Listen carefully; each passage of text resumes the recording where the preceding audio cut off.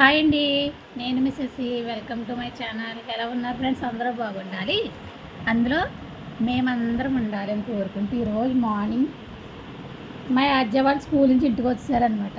ఆద్య చూడండి కూతుపిల్లలా ఎలా తొక్కుతుందో. కూతుపిల్ల సంజుబాబు ఏమో బువ్వ తింటున్నాడు. హాయ్ చెప్పు. చెప్పవా ఏంట అన్నీ తిట్టానండి, అందుకని కోపమించాడంట. ఆడ మీకు అందరికీ హాయ్ చెప్పడట. ఆద్య హాయ్ చెప్తుంది. ఆద్య ఒక గిఫ్ట్ అయితే కొనుక్కుంది, మీకు చూపిస్తుంది అనమాట. దాని గురించి అయితే నేను చిన్న బ్లాగ్ చేద్దామని రెడీ అయ్యాను. ఆద్య ఒకటి కాదు 2 గిఫ్ట్లు కొనుక్కుంది అనమాట, మీకు చూపిస్తుంది. చూపించు ఆద్య, ఏం కొనుక్కున్నా? అదిగోండి, రోజు అయితే ఆద్య దాని పట్టీలు ఇచ్చేసి పట్టీలు కొనుక్కుంది అనమాట. నైస్గా దానికి మళ్ళీ ఉన్న పట్టీలు అయితే అవి ఊడిపోతున్నాయి అని అంటే ఇవి కొనుక్కుందట. చూడండి పట్టీలు అయితే ఎలా ఉన్నాయి ఆద్యవి. లవ్ సింబల్స్ వచ్చాయా?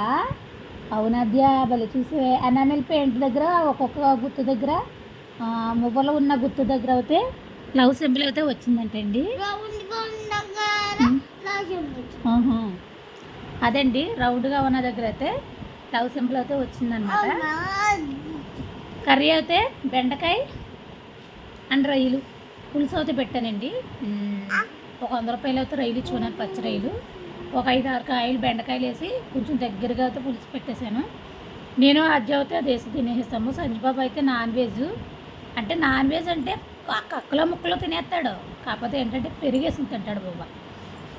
కుక్క మాసం కాదు, కక్క మాసం, చికెన్, రొయ్యలు ఇవన్నీ తింటాడు. కాకపోతే ఏంటంటే పెరిగిపో తింటాడు. చీలి రాక్షసి అలా తింటాడు ఆ అమ్మాయి.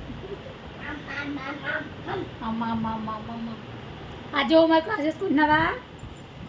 బ్యాగ్ అంటున్నావు డాడీ నువ్వు. నెక్స్ట్ గిఫ్ట్ మీకు చూపించలేదు కదా. అది అయితే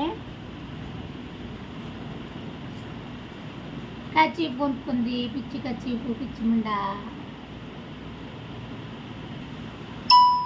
ఇదంతా ఎంత బ్యూటిఫుల్ గా వస్తుంది చూడు. ఇదిగోండి బ్లూ వచ్చింది, బ్లూ కచీఫ్. ఇది మెత్తగా ఉండదు. హోంవర్క్లు రాసుకో తల్లి. ఇంకేంటంటే తినేసారు అందరూ. భోజనాలు అయితే అయిపోయినాయి. మా భోజనాలు అయితే అయిపోయినాయి.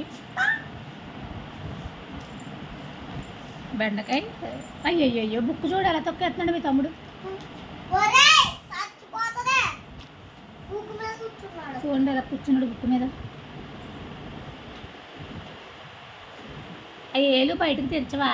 ఏలు అలా పెట్టి కూర్చున్నాడంటే ఏళ్ళని ఈ అన్నం తినిపెట్టాక పోటాడద్దు. వీడు అన్నం అస్సలు తినడు, నా ప్రాణం తీసేస్తాడు. ఆజీ అయితే బుడింగ్ మనం మింగేస్తుంది, గొడవ ఉండదు. ఈ పెద్ద పిల్ల అయిన కాడి నుంచి పర్వాలేదు.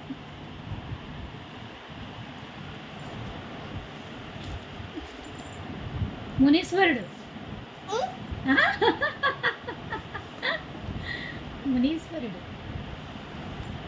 అయ్యయ్యో బుక్ చెరగబోతుంది, అక్కడే ఏడుతుంది.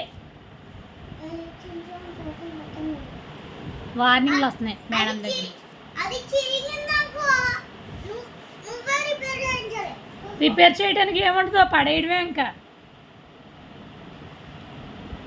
పెరుగైతే మన తీసుకొచ్చి లీటర్ పాలు తోడుపెట్టాను కదండి, అదే వీడికి అయితే పాలు పెట్టినా పెరుగు పెట్టినా గేదె గడియే గేదెవే పెడుతున్నాం అన్నట్టు. ప్యాకెట్ కట్ట వాడట్లేదు. అలా అనుకుంటాము. ఈ గేదె పాలు కూడా మొక్కజొన్న పిండి ఏదో వేస్తున్నారంటండి. అది కూడా ఒక రకంగా ముందేనంట.